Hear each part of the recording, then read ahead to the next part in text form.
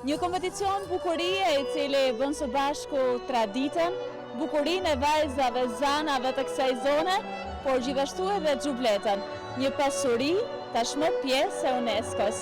Logu i Bjeshkëve, një nga festat më të rëndësishme të trashëgimisë kulturore shqiptare, mblodhi edhe këtë vit qindra vizitor në zemër të Alpeve shqiptare, në kelmen të Malësisë së Madhe.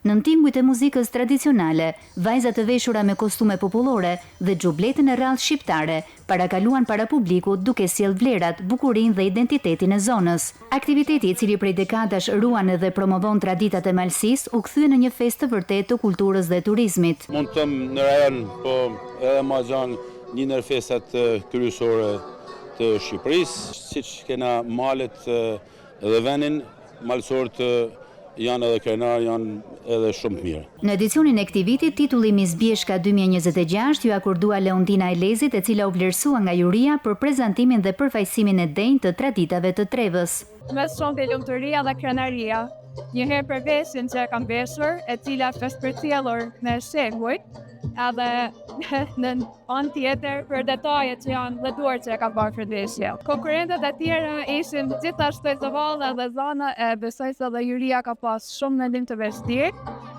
Unë kam marrë këtu vetëm për një eksperiencë të re, duke kam pritur për çmim. Përveç garës së vajzave malësore, Logu i Bjeshkëve ofroi dhe një program të pasur artistik me këngë, valle dhe aktivitete që promovojnë trashëgimin kulturore të Malësisë së Madhe. Festa vazhdon të mbetet një prej ngjarjeve më të rëndësishme verore, duke tërhequr vizitor nga të gjitha trevat shqiptare dhe më gjërë.